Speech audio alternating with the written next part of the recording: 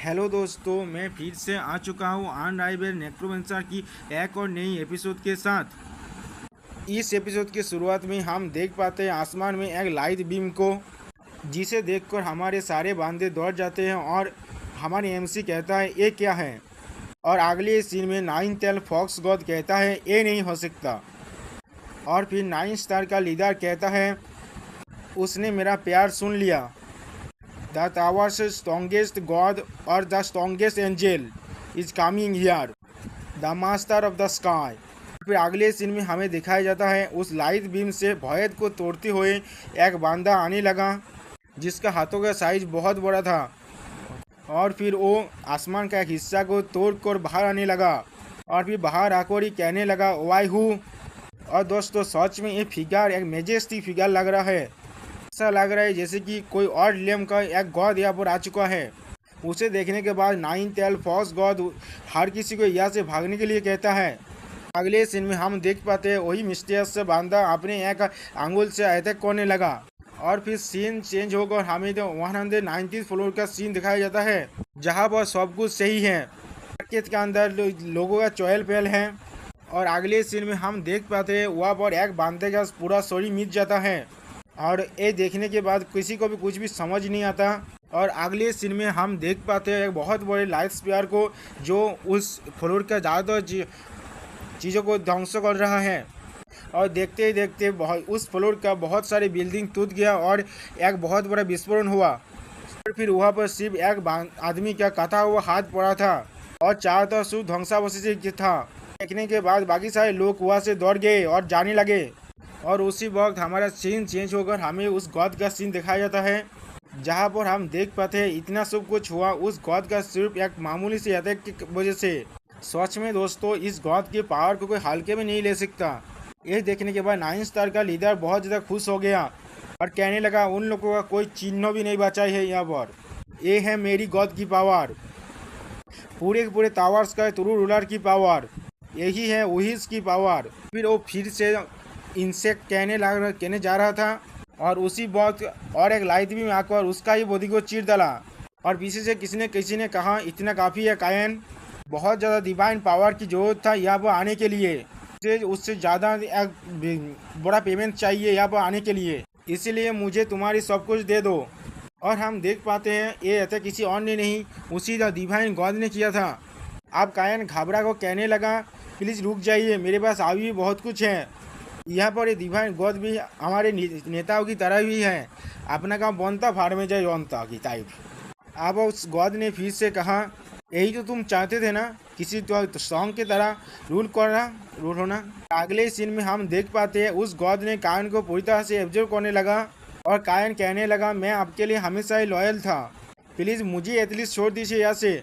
और फिर हम देख पाते हैं उस गॉड ने कायन को पूरी तरह से एब्जॉर्व कर लिया है, लेकिन कायन यहाँ से भागने की कोशिश कर रहा है। और कायन ने फिर से कहा मैं मरना नहीं चाहता। उस गॉड ने सिर्फ हुम कहा, अब मैं पूरी तरह से मूव कर सकता हूँ यहाँ पर। अब हमें दिखाया जाता है उस डिवाइन गॉड का नाम है वायहू। उसका रैंक एक ट्रांसेंडेंट बीइंग है और डिवाइन पावर 999 प्लस। और अगले सीन में कोई उस गॉड के सामने आकर खड़ा हो गया और ये देखने के बाद वो गॉड भी थोड़ा सा चौंक गया। और फिर हम देख पाते ये और कोई नहीं, ये हमारा ही एमसी है। और फिर उस गॉड से एमसी ने पूछा क्या तुम ही इस सब के पीछे थे? और उस गॉड ने कहा हाँ, मैं तुम्हारे जैसे चीज़ों को मार डालता हूँ और अपना ही यहाँ का पैराडाइज बना रहा हूँ। फिर हमारे ये एमसी उस गॉड से बिना दौड़े कहने लगा क्या सच में? इसका मतलब अगर मैंने तुम्हें मार डाला तो फिर ये सब कुछ खत्म हो जाएगा।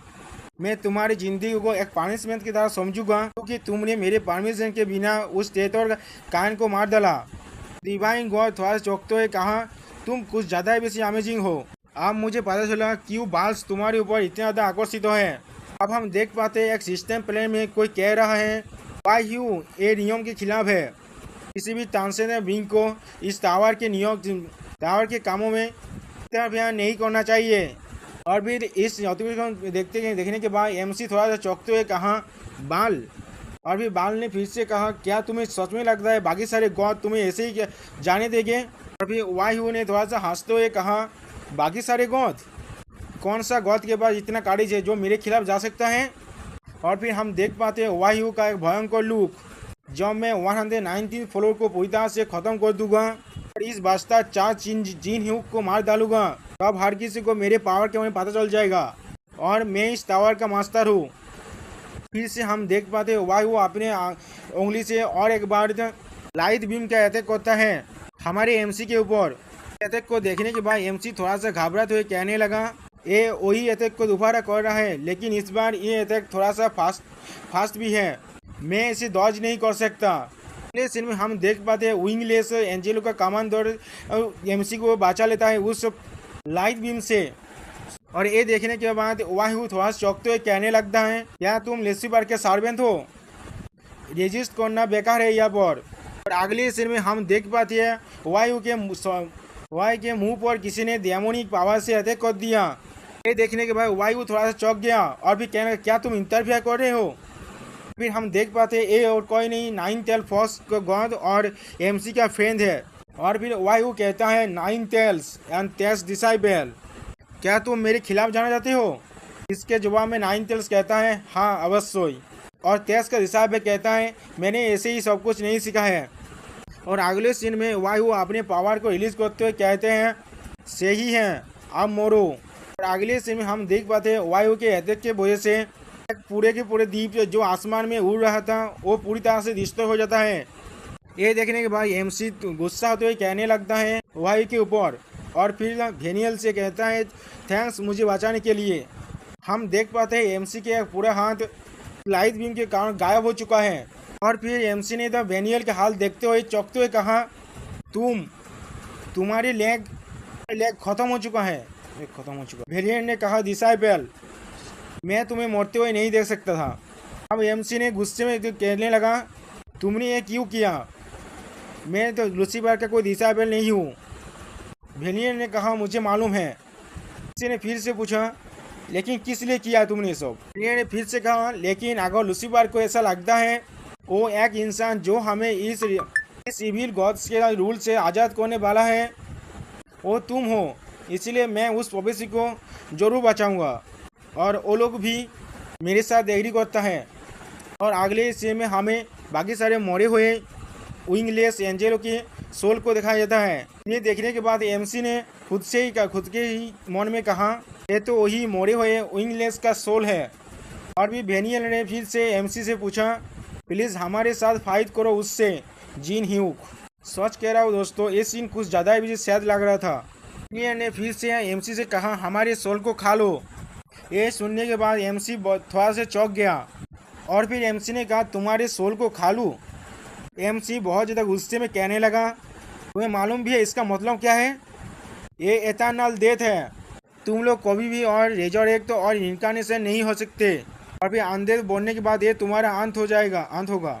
भेनियल ने कहा, मैं पहले से ही इसके लिए तैयार हूँ। एमसी खुद पर ही गुस्सा करते हुए कहने लगा, लेकिन भेनियल ने एमसी की बातों को काटते हुए कहने लगा, तुम अकेले ही वो हो जो वाह के डिफीट कर सकता है।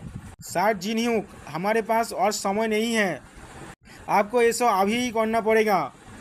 ये सुनने के बाद एमसी खुद पर ही गुस्सा करते हुए कहने लगा, ठीक है, मैं तुम लोगों का एफर्ट को नष्ट होने नहीं दूंगा। और फिर हम देख पाते हैं एमसी ने उन सभी के सोलों को गुतोनी की पावर को इस्तेमाल करके खाने लगा। और फिर हम भेनियल की आंखों में एक आशा की किरण को देख पाते हैं और फिर वो खुशी खुशी अपना जान दे दिया। और फिर अगले सीन में हम देख पाते हैं और एक बहुत बड़ा धमाका को। और फिर हम देख पाते हैं ये हुआ है वायु और 10 का डिसाइबल और 9 टेल फोर्स की फाइट के वजह से। 10 का डिसाइबल अपने मन में सोचने लगा, हमारे ओपोनेंट एक गॉड है, इसलिए इस फाइट को ज़्यादा खींचना मीनिंगलेस है। फिर 9 टेल फोर्स गॉड ने अपने मन में कहा, हम लोग ऑल आउट जाकर ही इस लड़ाई को जीत सकते हैं। और भी हम देख पाते हैं 9 टेल फोर्स ने अपने हाथों के बीच में एक एनर्जी बॉल को क्रिएट किया। और अगले सीन में हम देख पाते हैं 9 टेल फोर्स गॉड ने स्पिरिट फोर्स का नाम का एक अटैक कर दिया।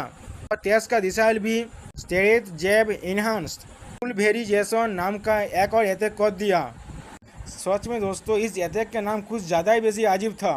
और फिर वायु भी इस अटैक को देखकर थोड़ा सा दौड़ने लगा। और अगले सीन में ये दोनों अटैक वायु के बॉडी पे आकर लग गया, लेकिन इसके वजह से वायु को ज़्यादा कुछ परेशान नहीं हुआ था। फिर 9 टेल फोर्स गॉड ने टेस के डिसाइबल से पूछा, क्या तुम सही हो? टेस के डिसाइबल ने कहा, मैं अपना इस आर्म को और इस्तेमाल नहीं कर सकता अभी के लिए, क्योंकि पेनाल्टी की वजह से, लेकिन इतनी ज़्यादा पावर की वजह से कोई तांसे ने भी कुछ भी। टेस का डिसाइबल इतना ही कह पाता है, लेकिन उसी वक्त वायु के हाथ पीछे से आकर उसे पकड़ लिया और वायु ने अपने दूसरी हाथों से नाइन टेल फॉक्स गॉड को भी पकड़ लिया। फिर वायु कहने लगा, तुम लोगों का इतना ज़्यादा साहस कैसे हुआ? मेरे खिलाफ, जो किंग ऑफ ऑल गॉड्स है, उसके खिलाफ जाने की साहस कैसे हुआ तुम लोगों का?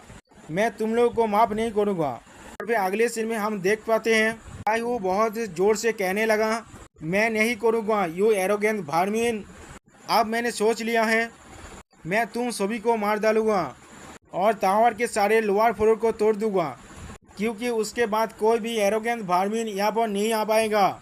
और फिर हम देख पाते हैं 119 फ्लोर की सीन को, जहाँ पर आसमान को तोड़ के वायु आने लगा। इसके वजह से वहाँ पर हरकम मच गया। और फिर वायु हंसते हुए कहने लगा, मैं अपना खुद का एक पैराडाइज बनाऊंगा यहाँ पर, जहाँ पर कोई भी मेरे डिवाइन नीति को चैलेंज नहीं कर सकता। और फिर हम देख पाते हैं टेस का डिसाइपल और नाइन टेल फॉक्स गॉड का काम हालत बहुत ज़्यादा खराब हो चुका है। और फिर अगले सीन में हम देख पाते हैं किसी ने वायु के दोनों ही हाथ को काट डाला है। दोस्तों, इस चैप्टर का इस सीन कुछ ज़्यादा ही बेसी सेटिस्फाई है, और ये देखने के बाद वायु खुद भी कुछ ज़्यादा ही बेसी चौंक गया। और फिर हम किसी के आवाज़ को सुन पाते हैं, कहता है, क्या मजाक है।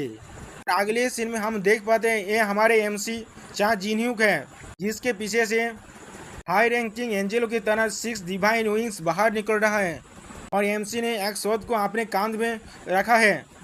इस सीन में हमारे MC कुछ ज़्यादा ही बेसिक कूल लग रहा है। और फिर MC ने कहा, किसने कहा वो लोग तुम्हें करने देगा? अब ये देखने के बाद नाइन टेल फॉक्स गॉड अपने मन में कहने लगा, इतना ज़्यादा डिवाइन पावर जिससे वायु के दोनों हाथों को काट डाला गया, क्या इसने सारे विंगलेस के पावर को एब्जॉर्ब कर लिया? लेकिन अगर इसने ऐसा ही किया है।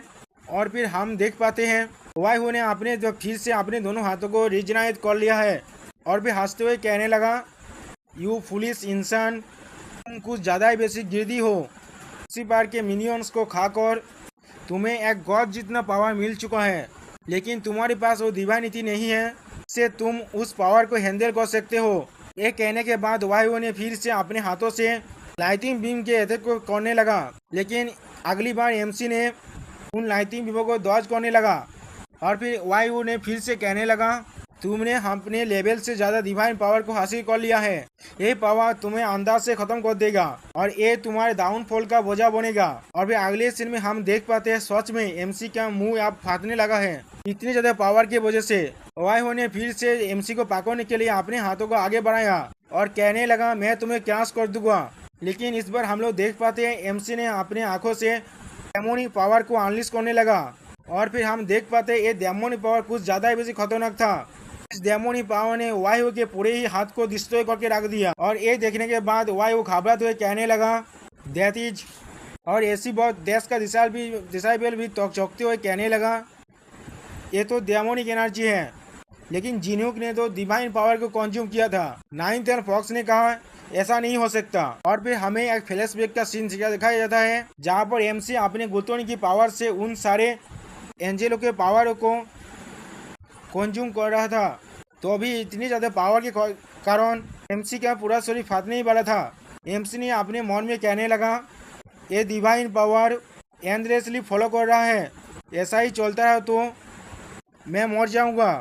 इस वक्त हमें दिखाया जाए सिस्टम प्लान से किसी ने MC को काम डाउन करने के लिए कहा। और फिर हम जान पाते हैं ये कोई और नहीं लूसीफर है। और फिर लूसीफर ने फिर से कहा, तुम्हें तो पहले ही मालूम है इस प्रॉब्लम का सोल्यूशन क्या है।